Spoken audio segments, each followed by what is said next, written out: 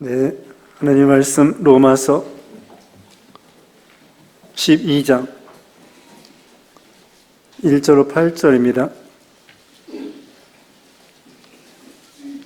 256쪽 로마서 12장 1절로 8절 교독하겠습니다. 그러므로 형제들아, 내가 하나님의 모든 자비하심으로 너희를 권하노니 너희 몸을 하나님이 기뻐하시는 거룩한 산 제물로 드리라. 이는 너희가 드릴 영적 예배니라. 너희는 이 세대를 본받지 말고 오직 마음을 새롭게 함으로 변화를 받아 하나님의 선하시고 기뻐하시고 온전하신 뜻이 무엇인지 분별하도록 하라. 내게 주신 은혜로 말미암아 너희 각 사람에게 말하노니 마땅히 생각할 그 이상의 생각을 품지 말고 오직 하나님께서 각 사람에게 나누어 주신 믿음의 분량대로 지혜롭게 생각하라. 우리가 한 몸에 많은 지체를 가졌으나 모든 지체가 같은 기능을 가진 것이 아니니 이와 같이 우리 많은 사람이 그리스도 안에서 한 몸이 되어 서로 지체가 되었느니라. 우리에게 주신 은혜대로 받은 은사가 각각 다르니 혹 예언하는 믿음의 분수대로 혹 섬기는 일이면 섬기는 일로, 혹 가르치는 자면 가르치는 일로, 혹 위로하는 자면 위로하는 일로, 구제하는 자는 성실함으로, 다스리는 자는 부지런함으로, 긍휼을 푸는 자는 즐거움으로 할 것이니라. 아멘. 제목은 산제물. 네, 1절에 제목이 나와 있습니다. 산제물, 거룩한 산제물. 첫째, 너희 몸으로 산제물을 드려라. 너희 몸으로 산제물을 드리라. 1절로 2절이고요. 두 번째, 믿음의 분량대로 지혜롭게 생각하라. 믿음의 분량대로 지혜롭게 생각하라. 3절입니다. 세 번째, 각자의 본분을 지키라. 각자의 본분을 지키라. 4절로 8절입니다.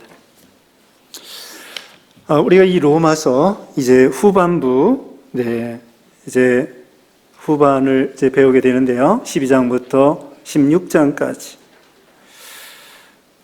여기 1장부터 5장까지는 우리가 믿음으로 구원받는다는 것을 강조하고 있습니다. 1장부터 5장까지는 믿음으로 구원받는다.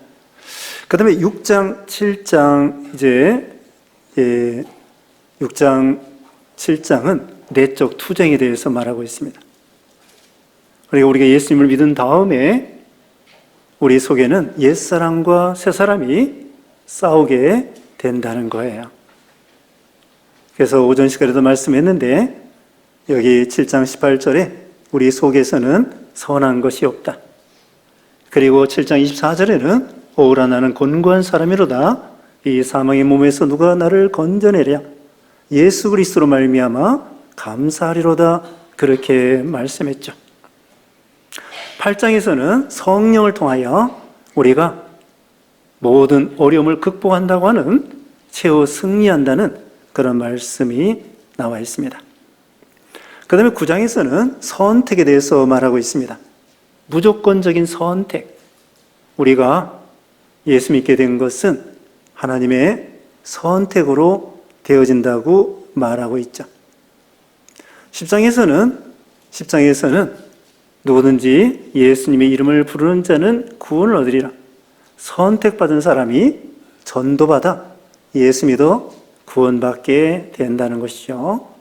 그래서 우리가 전도를 해야 된다고 10장에서 말씀드렸고요. 10장, 그 다음에 11장에서는 10장의 후반부하고 뒷부분하고 11장은 이제 유대인들의 구원에 대해서 말하고 있습니다. 우리가 앞에서 배운 것처럼 이제 신약 시대에는 이방 사람들이 구원받고 구약 시대에는 유대인들이 이스라엘 중심으로 구원을 받습니다. 그런데 신약 시대에 이방 사람이 구원을 받는데 그만 이스라엘 사람 유대인들이 하나님을 불순종함으로 하나님을 거스름으로 그들이 믿지를 못하는 거예요. 그래서 이 복음이 이방으로 넘어가고, 근데 하나님께서 이 사도 바울은 자기 민족이 왜 그렇게 하나님을 믿지 않느냐, 믿는 사람도 있지만 깨달은 것이 뭐냐면요, 이방 사람들의 수가 차면은 하나님께서 이제 다시 유대인들을 극적으로 회심시켜서 구원시킬 날이 온다. 이것을 깨달았습니다. 그래서 하나님의 지혜와 지식이 풍성하다고 했고요. 모든 것은 하나님으로부터 시작하고 과정이 하나님이시고 결론이 종국, 종말이 우리 하나님이시다. 그게 바로 11장 마지막에 나와 있습니다. 이제 12장부터는 어떤 말씀이냐? 우리의 이제 믿음으로 구원받고 또 선택받고 이런 우리들이 이제는 선한 행실로, 그것이 중요합니다. 여기 12장부터는 우리가 선한 행실로 신자다운 신자가 되어야 되겠다. 그 말씀이 여기에 나와 있는 것입니다. 우리가 믿음으로 구원받았다고 해서 그냥 끝난 것이 아닙니다. 행함이 없는 믿음은 죽은 믿음이라고 했습니다.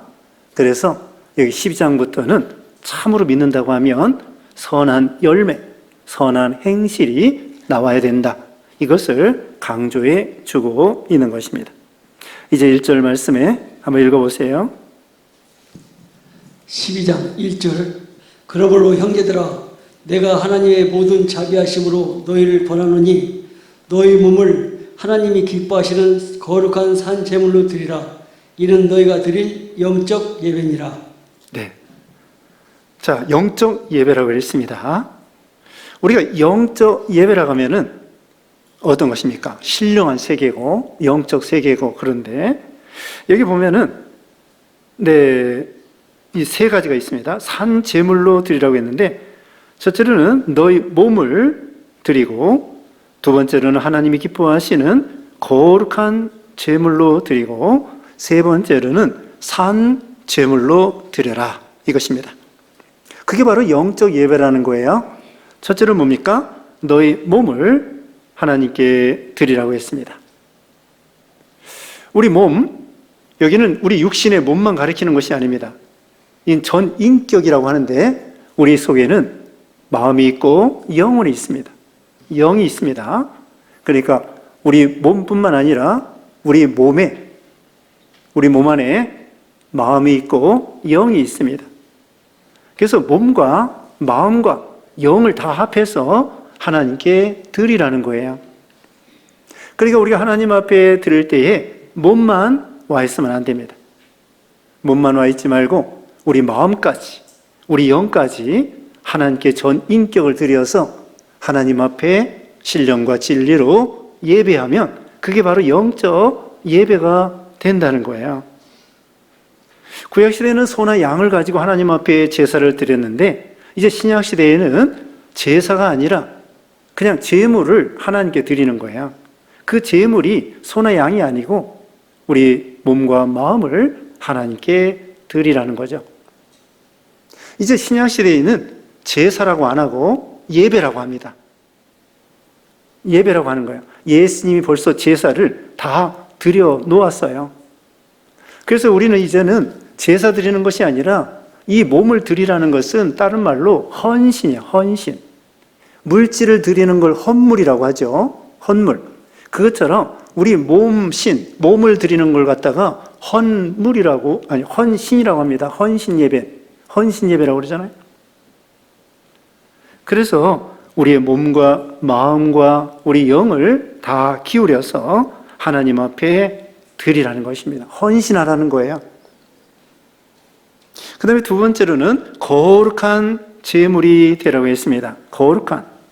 하나님께 소속된 것이 거룩입니다. 그래서 오늘 주일을 성일이라고 합니다. 하나님께 속한 날이기 때문이죠. 성일. 그 다음에 이 목사나 이런 직분을 성직이라고 합니다. 성직. 그 다음에 여기 기구들 있잖아요. 여기 강대상이나 여러분이 앉아있는 의자나 이것을 성구라고 합니다. 성구. 또 뭡니까? 성찬이라고 합니다. 똑같은 빵이요, 똑같은 포도즙인데 그건 거룩한 음식 반찬이라고 해서 반찬처럼 찬이라고 해서 성찬이라고 합니다. 이와 같이 성례라고도 하고요. 하나님께 소속되어 있으면은 그걸 거룩성자를 붙이는 거예요. 그것처럼 우리도 마찬가지입니다. 우리의 몸을 거룩한 구별된, 이 거룩이라고 하는 것은 자른다는 의미가 있어요. 여기 이제 바로 이어서 이 세대를 본받지 말라고 했는데요. 이 세대에 어울리는 것은 거룩이 아닙니다. 이 세대와 구별된 생활을 하는 거예요. 그게 거룩입니다. 그게 경건이고요. 그것이 하나님께 소속된 것입니다. 우리가 예수 믿는 신자들이 세상 사람들과 똑같은 행동을 하면은 그건 거룩이 아닙니다. 카멜레온이 있습니다. 카멜레온이라고 하는 그런 이 동물이 있는데 그것이 이런 숲속에 파란 데 가면은 파란 색깔로 변해요. 보호색이죠, 보호색. 그것이 땅으로 기어가면은 땅색이 됩니다. 누런 땅색이 되는 거예요. 카멜레온. 아주 자기 몸을 보호하기 위해서 숲속에 파란, 이 녹색의 숲속에 가면은 녹색으로, 땅으로 기어가면은 땅색으로. 그래서 다른 동물들이 자기를 잡아먹지 못하도록 그렇게 하는데 우리 믿는 신자들은 그런 식으로 살면 안 됩니다. 안 믿는 사람에게 가면 안 믿는 사람과 똑같고, 교회에 오면은 교회 예수 믿는 사람하고 똑같고, 그게 아니라 우리는 어디를 가든지 믿는 신자로서 본분을 이제 지켜야 되겠죠. 그게 거룩입니다. 안 믿는 사람과 같이 동업도 할 수 있어요. 사업도 할 수 있고 같이 직장 다닐 수밖에 없습니다. 그러나 우리 믿는 신자로서 거룩한 구별된 그런 생활을 해야 산 제물이 된다는 거예요. 그리고 우리가 주일날만 와서 예배 드리는 걸로 끝나는 것이 아니라 예배자의 삶이 되어야 된다는 거죠. 예배자의 삶이 필요합니다.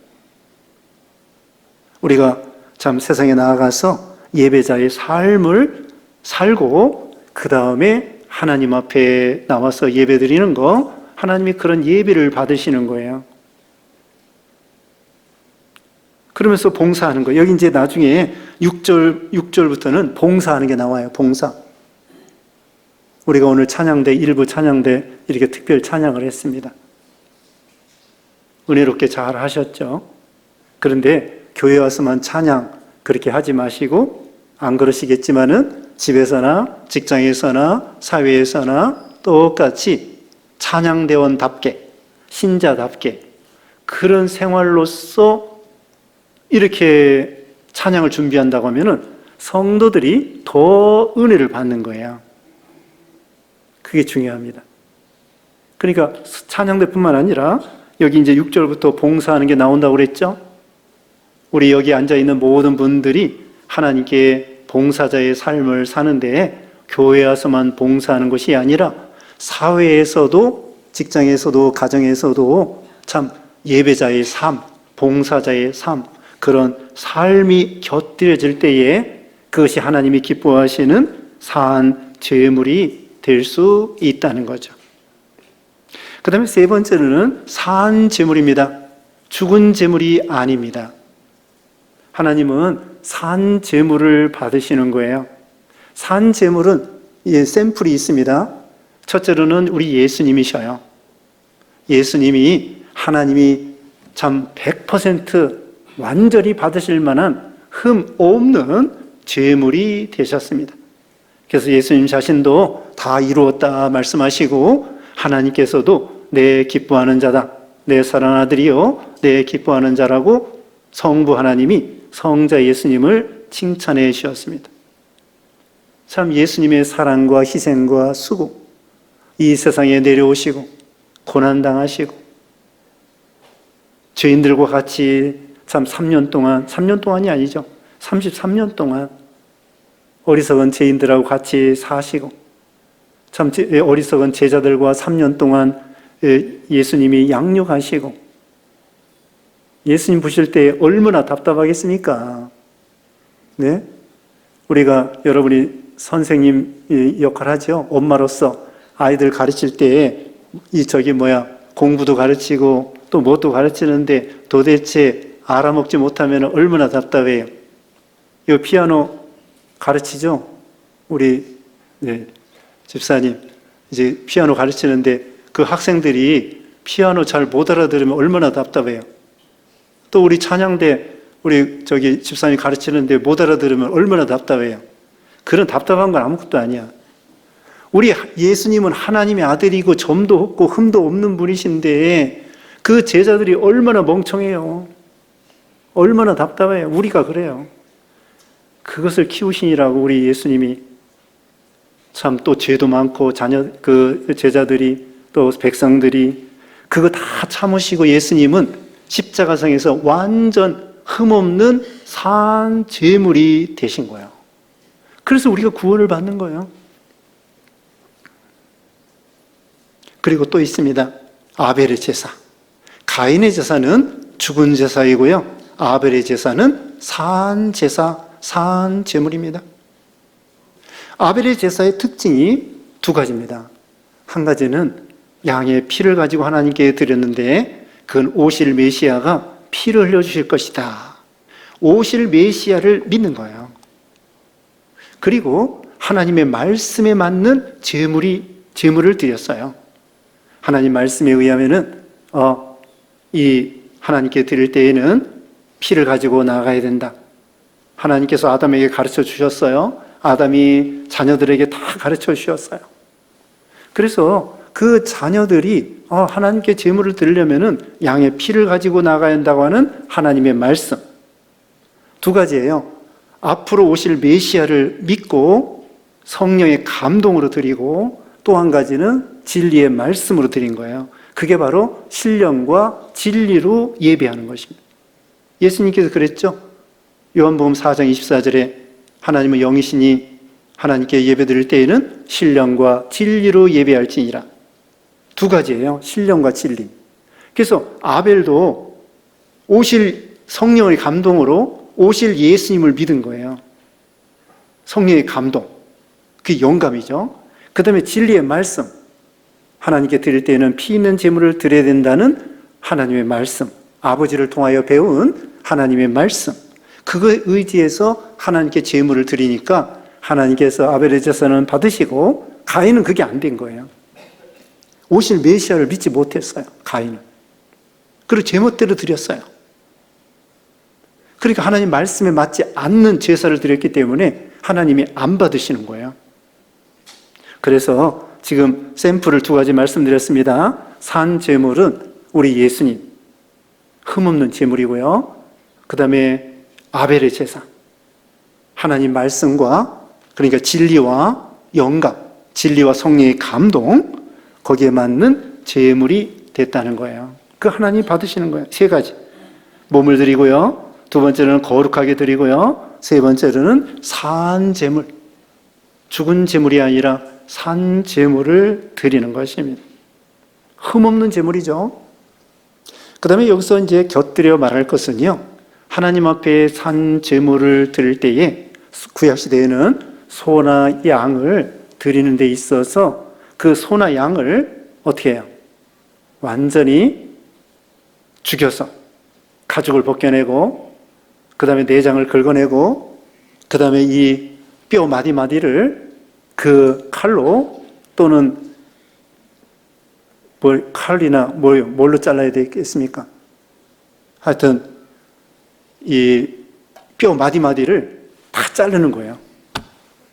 다 잘라가지고 완전히 참 이렇게 조각을 내가지고는 하나님 앞에 제물을 제단 위에 제단 불에다가 올려서 구약시대에는 제사를 드렸습니다. 그러니까 이 산 제물이라고 하는 것은 그 동물, 소나 양을 완전히 죽여서 바치는 거예요. 만약에 소나 양을 죽이지 아니하고 그냥 제물 위에, 제단 위에다가 뜨거운 제단 위에다 올려놓으면 어떻게 되겠어요? 뜨거워서 이거 뜨거워. 그 다음에 도망가는 거예요. 그럼 그건 죽은 제사예요. 흠 있는 제사가 되죠.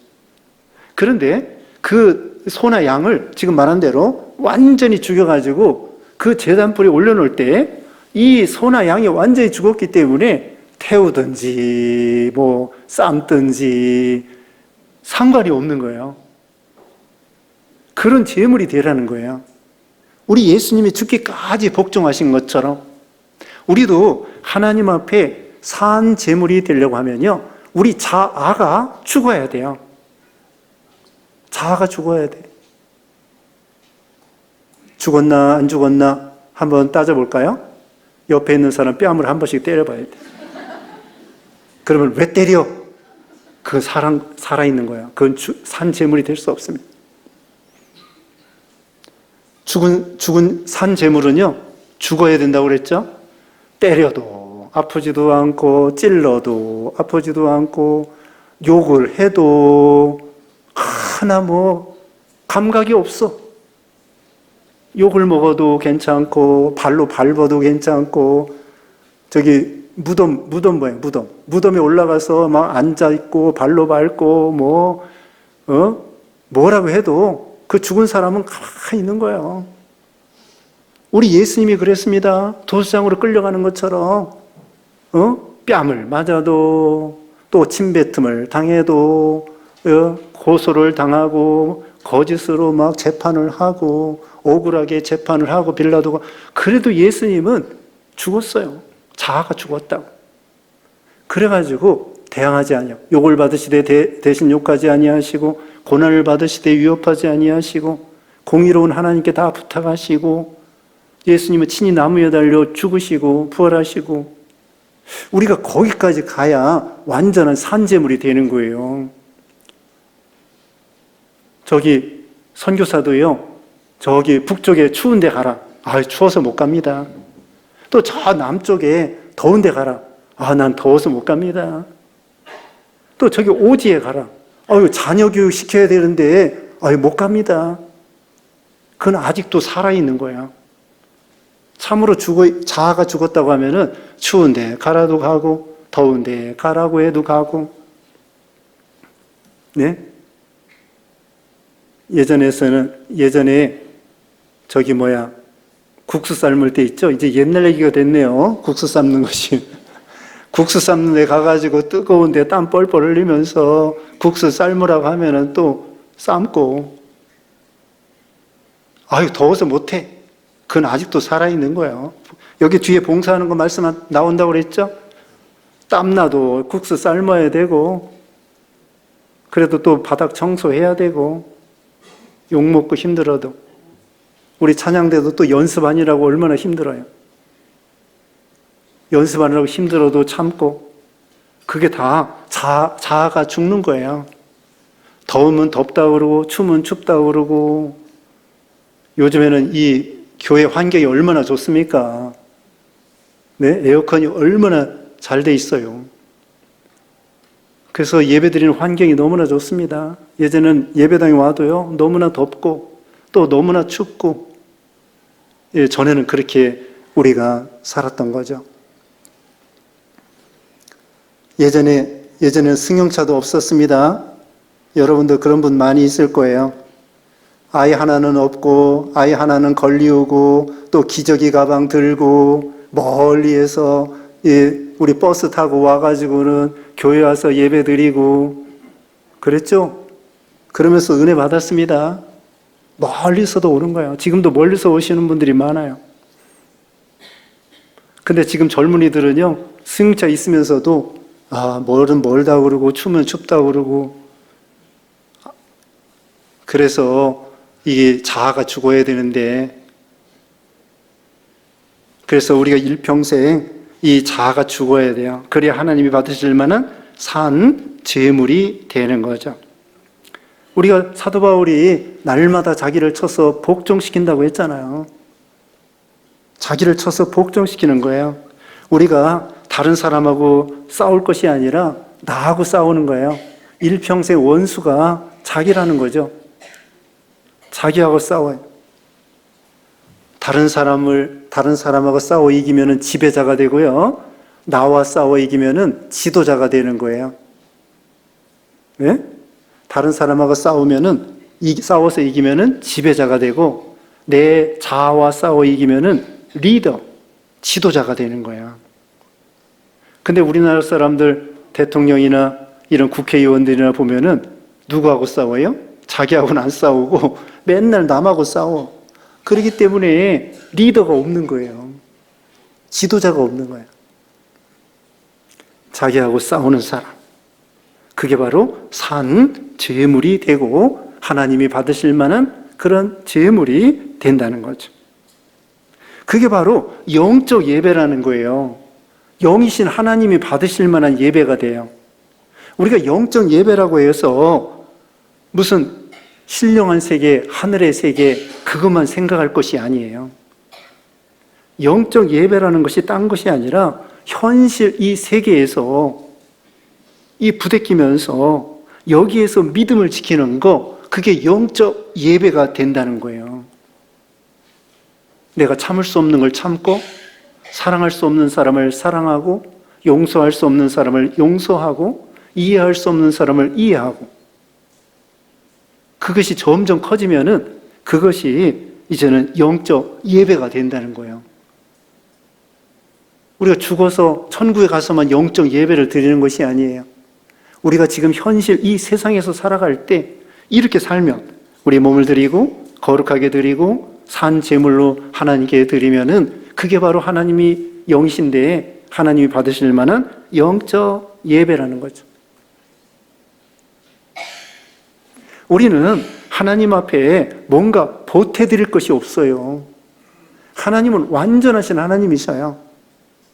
다만 하나님은 우리를 사랑하셔서 우리를 위해서 순종하라는 거예요. 그래서 신명기 10장 13절에는 너의 행복을 위해서 하나님 명령과 규례와 법도를 지킬 것이 아니냐.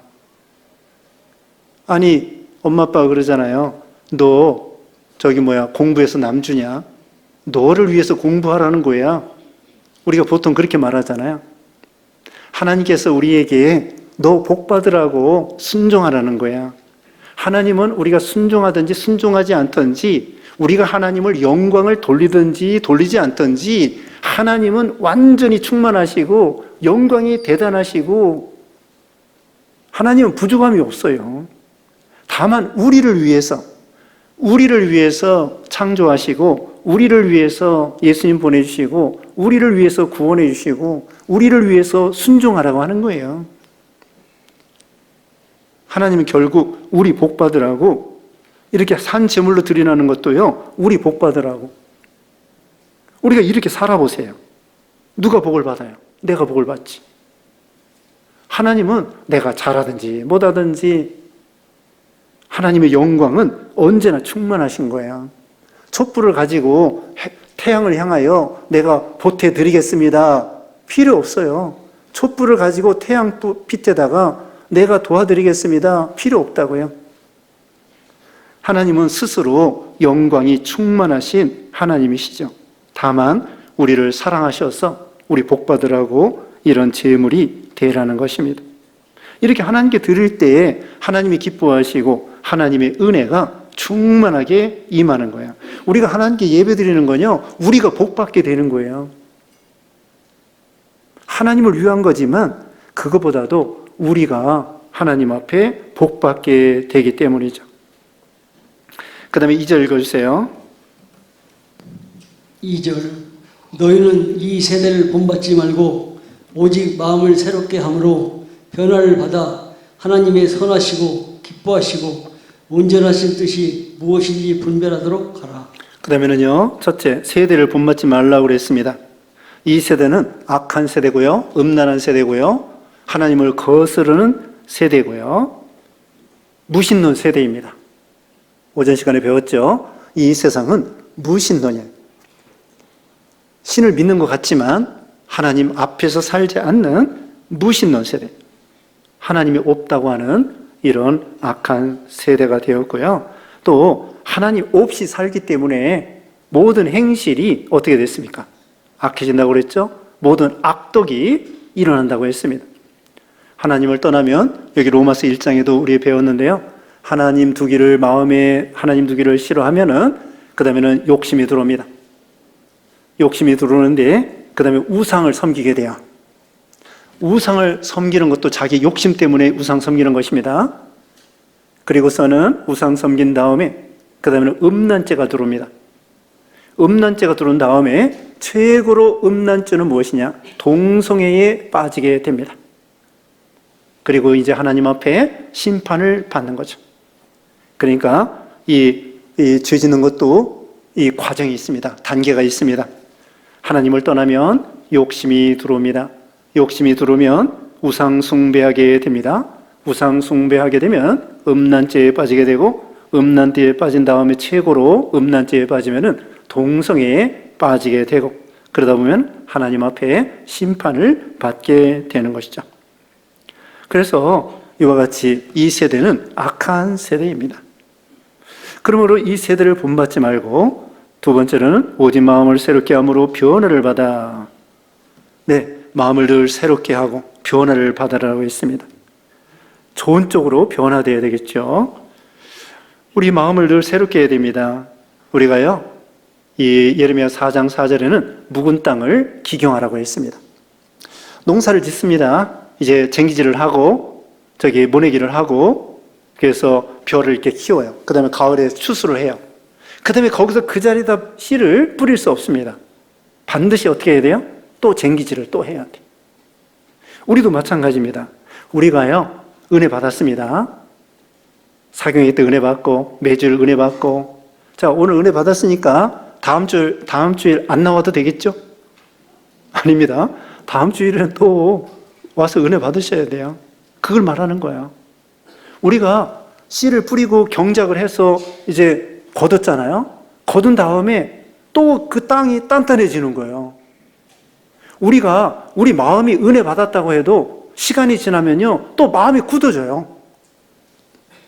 우리 인간이 악하기 때문에 가만히 놔두면은 마음이 악해지고, 그 다음에 온갖 잡초가 납니다. 마음에 잡초가 막 나와요.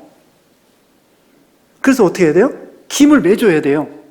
쟁기질을 하고, 이 마음을 갈아엎어야 돼. 매주일 그렇게 해야 돼요. 그렇지 않으면 맨날 그래야 돼. 가만 놔두면 어떻게 된다고요?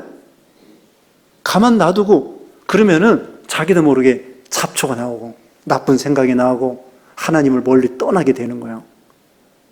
그러니까 우리는 한 번 은혜 받았다고 해서 끝나는 것이 아니라 또 은혜를 받아야 돼. 또 그 묵은 땅을 기경해야 돼요. 쟁기질을 해야 돼. 누구나 마찬가지입니다. 가만 놔두면요, 여러분 주말 농장 하시는 분 있어요. 주말 농장 하시는 분들 힘들어요. 차라리 상추 사 먹는 게 나아. 씨앗값 들지, 물값 들지, 또 가서 땀 흘려서 거둬야지. 아이고 힘들어. 차라리 다듬어야지. 또 사 먹는 게 나아요. 풀과의 전쟁이에요. 풀과 전쟁. 비만 한 번 오면 그냥 풀이 쫙 나와요. 이 곡식은 노력을 해야 되는데, 잡초는 그냥 가만히 놔두면 막 이게 나오는 거예요. 왜 그래요? 아담의 그 죄값이에요. 그래서 남자들은 땀 흘려야 되고 여자들은 또 수고를 해야 되고, 그 말씀이거든요. 우리도 마찬가지. 의를 행하는 것은 곡식을 키우는 것처럼 열심히 노력을 해야 될까 말까야. 그런데 우리 속에 있는 이 죄성은 가만히 놔둬도 술술술술술술 나와요. 참 이게 아담의 이 부패성이, 전적 부패성이 우리 속에 계속 내려오는 거예요. 다시 말하면 하나님의 의와 이 믿음, 이걸 지키는 것은 부단히 노력을 해야 돼. 근데 속에서 이 나쁜 것은 그냥 저절로 술술술술술 나와요. 이게 아담의 자손이기 때문에. 근데 우리는 예수님을 통하여 이걸 이기는 거예요. 조금씩. 그래서 이것을, 잡초를 맨날 뽑아야 돼. 예? 주말 농장 하는 분들이 매일 이 풀을 뽑아야 되는 것처럼 우리 속에 있는 잡초를 매일매일 뽑아야 되고, 그 다음에 곡식은 아름답게 잘 가꿔야 되고, 말씀과 기도로서. 그래서 마음을 새롭게 자꾸 변화를 받아. 그 다음에는 하나님의 선하시고 기뻐하시고 온전한 뜻이 무엇인지 분별하도록 하라. 하나님의 뜻을 따라가라는 거예요. 하나님의 뜻. 하나님이 기뻐하신 뜻, 선하신 뜻이 무엇일까? 성경에 나와 있습니다. 성경에 나와 있습니다. 여러분, 우리가 세상 일 할 때도요, 이렇게 하셔야 돼요. 내가 사업을 할 때, 돈을 벌을 때, 또 무엇인가 투자를 할 때, 여러분이 또 은행에다가 적금을 붓잖아요. 적금을 부을 때 욕심 부려가지고 원금까지 깎이는 거 투자하는 건 조심해야 돼요. 원금은 남아있고 그 다음에 이자가 좀 더 주는 거, 이런 건 좋아요. 또 절세도 좋아요. 우리가 이 재테크 하는 거 좋습니다. 돈이 많은 사람은 이 분산 투자를 해야 돼. 분산 투자. 목사가 별걸 다 가르치네. 분산 투자를 해야 돼요. 주식도 조금 하고, 예를 들면은 부동산도 조금 하고, 채권도 조금 하고, 금도 조금 하고, 달러 투자도, 별걸 다 알죠? 그렇게 나오더라고요. 달러 투자, 또 채권 투자, 또 부동산 투자, 또 하여튼 그런 거 있어요. 또 은행에서도 이자 주는 것도 좀 더 주는 게 있고, 덜 주는 게 있고, 그런 게 있어요. 근데 은퇴한 다음에는요, 함부로 투자하면 안 됩니다. 함부로 투자하다가 원금까지 날리면 큰일 나는 거예요. 그러니까 원금은 보존되면서 조금 이렇게 분산 투자를 해가지고 손해나지 않도록 그렇게 하라는 거예요. 그러니까 욕심 부려가지고 어디 가면 이자 많이 줄까? 또 은행도 이런 얘기 했어 좀 그렇지만은 저축은행이나 여기 새마을금고나 그런 데 이자를 더 준다고요. 그런데 하여튼 조심해야 돼. 전 잘 몰라요. 하여튼 이자 많이 주는 거 조심해야 돼. 특별히 개인적으로 돈 빌리는 거 그건 하지 말으셔야 돼요. 그래도 은행이 안전한 거예요. 은행에서는 5천만 원까지 해줍니다. 5천만 원까지 국가에서 보상해줘요. 그러니까 개인적으로 이자 많이 준다고 해서 빌려주지 마세요. 또 사업 잘한다고 해서 빌려주지 마세요. 사업 못 믿어요. 이겁니다. 하나님의 뜻이 무엇인가? 그냥 욕심을 부려가지고 이자 많이 주는데 그건 하나님의 뜻이 아니에요. 또 우리가 투자뿐만 아니라 집을 사는 것도 하나님의 뜻을 생각하고요. 또 자녀를 교육시킬 때 어떤 때는 이단이 운영하는 학교도 있어요. 그거 조심해야 돼요. 이단이 운영하는, 통일교회가 운영하는 그런 학교도 있습니다. 그런 것도 하나님의 뜻을 찾아서 하셔요. 하나님의 뜻을 찾아서 하라는 것입니다. 아까 주식 얘기했는데요. 주식 되신 대로 잘 모르는 사람은 안 하는 게 낫습니다. 주식 해가지고 잘 됐다는 사람 별로 들어보지 못했어요. 이 기관 투자가들이나 아주 돈 많은 사람들, 이런 사람들 나는 사람들이 하는 것이지, 개미들은 다 10중 8구는 실패예요. 우리 교회 예전에 어떤 의사분이 있었는데 10년 동안 주식했는데 그때마다 월급 다 잃어버렸대. 10년 되니까 이제 조금 주식을 알겠대요. 이제 와서. 그리고 부인 생활비로 먹고 살았어. 주식이 그만큼 어려워요. 그러니까 보통 사람은 주식 안 하는 게 좋아요. 잘 모르면. 그리고 주식 투자하다 보면은 맨날 오르면 기분 좋고 또 내리면은 또 기분 나쁘고 맨날 그러는 거예요. 그게 신앙이 되겠습니까? 기도 시간에도 맨날 주식값 이거 어떻게 되나 어떻게. 그러니까 신앙이 안 되는 거예요. 이게 보통 사람은 주식 투자는 아주 잘하는 사람만 해야 돼. 보통 사람은 안 하는 게 좋습니다. 그 다음에는 하나님의 뜻을 자녀 교육이나 또 이사 가는 것이나 집을 사는 것이나 기도해 보면서 하나님의 뜻을 찾아서 하시고요. 그 다음에는 잘 모르면은 물어보는 거예요. 잘 아는 사람에게 물어보는 것입니다. 신앙 있는 사람에게 물어보세요. 또 목사 전도사에게 기도 부탁하세요. 어떻게 하면 좋을까?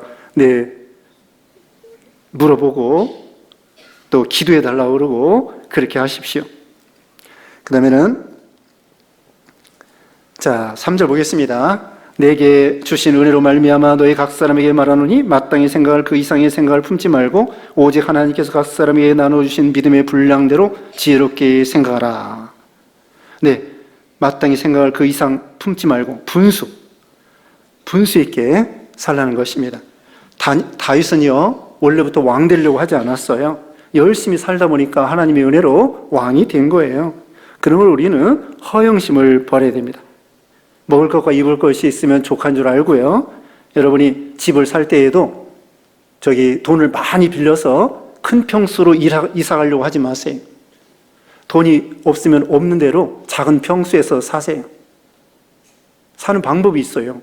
제가 가르쳐 드릴게요. 물건 다 버리세요. 숟가락하고 양푼하고 밥그릇하고 몇 개만 남겨놓고 집이 좁으면 다 버리면 돼. 저도 그러려고 합니다. 책도 웬만큼 다 버리고 그냥 최소한에 꼭 필요한 것만 갖다 놓으면 작은 평수에서도 살 수 있어요. 그래서 손님 오면 어떻게 해? 손님 오면 집에 들이지 말고 음식점으로 직접 데려가. 거기서 그냥 대접하고 집에 가라고 그럽니다. 집에 올 필요 없어요. 좁은데 어떻게 해? 그리고 음식점에서 대접하고 그냥 빠이빠이 하고 가세요 그럽니다. 그런 식으로 살면 됩니다. 다이어트 해야 돼. 아니 죽을 때 됐는데 뭘 그냥 장롱 다 끓이고 있으면서 이제 죽을 준비도 해야 됩니다. 물건도 다이어트 해야 돼요. 버릴 걸 좀 버리세요. 그래서 허영심을 버리고요. 그 다음에 4절에 우리가 한 몸 많은 지체를 가졌으나 모든 지체가 같은 기능을 가진 것이 아니니 이와 같이 우리 많은 사람이 그리스도 안에서 한 몸이 되어 서로 지체가 되었느니라. 우리는 한 몸이요, 한 지체예요. 이제 봉사할 때 어떻게 해요? 그 지체가 하는 대로 봉사하는 거예요. 6절에 우리에게 계신 은혜대로 받을 은사가 각각 다르니 혹 예언이면 믿음의 분수대로. 예언은 설교하는 거예요. 설교하는 사람은 이렇게 7절에 섬기는 일이면 섬기는 일로, 섬기는 일에 섬기는 일로, 섬기는 일에 집중하라는 거예요. 섬기는 사람이 가르치는 거 신경 쓰지 말라는 거예요. 가르치는 자는 가르치는 일에 집중하고, 위로하는 자는 위로하는 일로 집중하고, 남에 대해서 부러워하지도 말고 깎아내리지도 말고, 우리가 고린도전서 12장 28절에 나와 있습니다.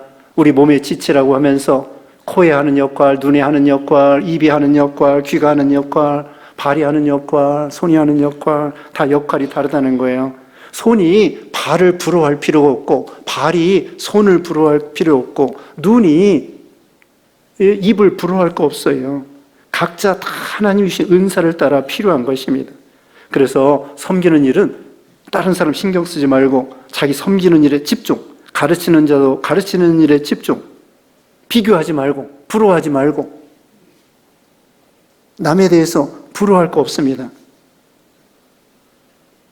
그 다음에 시기할 것도 없습니다. 그냥 하나님 주신 은사를 따라서 충성을 다하면 되는 거예요. 그래서 우리가 봉사할 때 우리가 다 지체, 필요 없는 지체가 없습니다. 필요 없는 지체가 없어요. 그리고 교회는 한 몸이요, 성도들은 지체예요. 다 소중합니다. 그래서 우리 지체들이 아프면은, 예를 들면은 이가 아프면은요, 온몸이 아파요.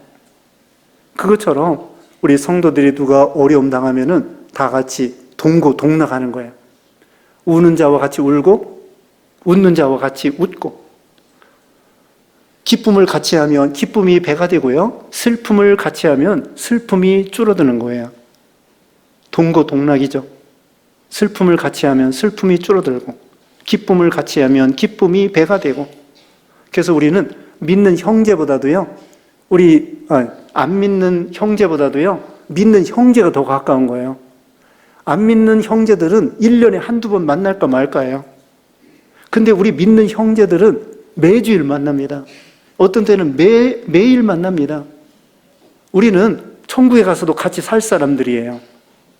같은 지체고, 같은 공동체고, 한 몸이요, 한 지체죠.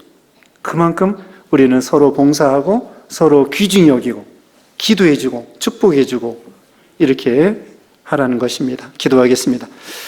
거룩하신 하나님 아버지, 참으로 우리 예수님이 산 제물이 되어주셔서 흠없는 제물이 되셔서 우리를 구원하신 것처럼 우리도 우리 몸으로 하나님 기뻐하시는 거룩한 산 제물이 되게 하여 주시고, 또 우리가 이 세상 사는 동안에 구별되게 살게 하여 주시고, 또 우리에게 은사를 따라 충성을 다해서 분수에 맞게 또 자기 은사를 가지고 하나님 몸된 교회를 받들므로 인해서 교회가 잘 되고 우리 자신도 잘 될 수 있도록 하나님 복을 내려주시옵기를 원하옵고 예수님의 이름으로 기도드리옵나이다. 아멘.